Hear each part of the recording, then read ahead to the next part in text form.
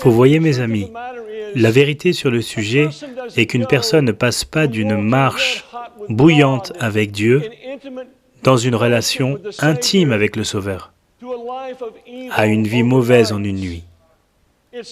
C'est un processus lent et descendant. Ils commencent par compromettre la meilleure chose pour de bonnes choses, et cela ne met pas longtemps avant qu'ils ne compromettent les bonnes choses pour ce qui est mal. Il y a quelques années, maudire les charismatiques était une bonne prédication. Après tout, certains de leurs grands noms ont mordu la poussière à cause de l'immoralité. Mais je vous dis, mes amis, nous avons autant d'évangéliques, de fondamentalistes et de gens réformés dans l'Église qui tombent. Notez bien mes paroles ce soir. Cela n'a pas commencé par le fait qu'ils soient passés d'une relation vitale avec le Sauveur à une apostasie totale en une seule nuit. Ce fut un processus lent, comme vous le verrez dans la vie du roi Salomon. C'est un avertissement.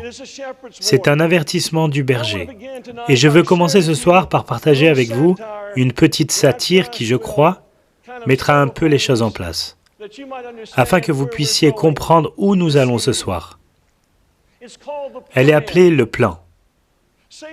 Satan a convoqué une convention mondiale.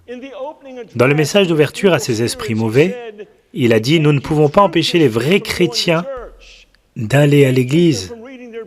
Nous ne pouvons pas les empêcher de lire leur Bible et de connaître la vérité. Nous ne pouvons même pas les empêcher d'avoir des valeurs conservatrices, mais nous pouvons faire quelque chose d'autre. Nous pouvons les empêcher de construire une expérience intime et durable avec Christ. S'ils obtiennent cette connexion avec Jésus, notre pouvoir sur eux est brisé. Donc laissez-les aller à l'église, lire leur Bible et avoir leur style de vie conservateur, mais volez leur temps, afin qu'ils n'aient pas le temps d'avoir une relation intime avec Christ. Voilà ce que je veux que vous fassiez, les distraire de l'attachement à Jésus-Christ et du maintien de cette connexion vitale tout au long de la journée. Comment ferons-nous ça, ont-ils demandé? Gardez-les occupés dans les choses non essentielles de la vie et inventez de multiples plans pour occuper leur esprit.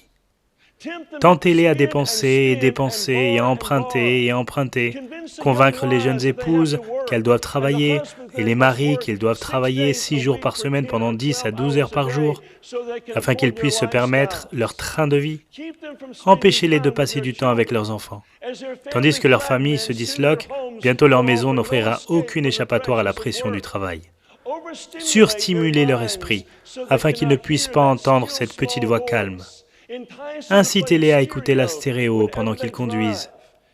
Faites qu'ils gardent la TV, les vidéos ou les CD constamment allumés dans leur maison.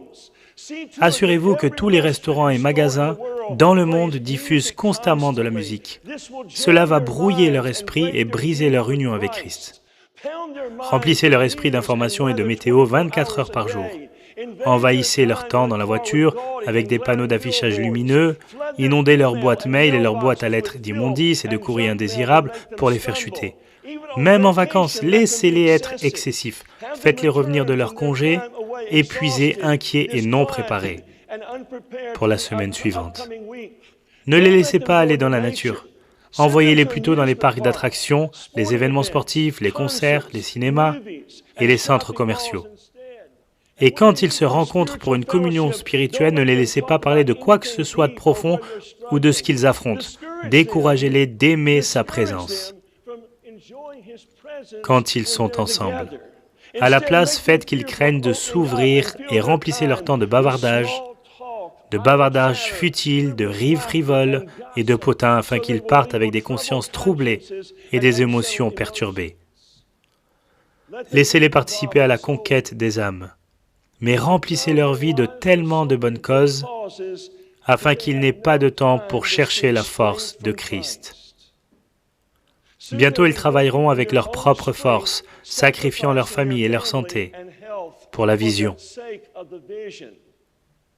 C'était presque une convention.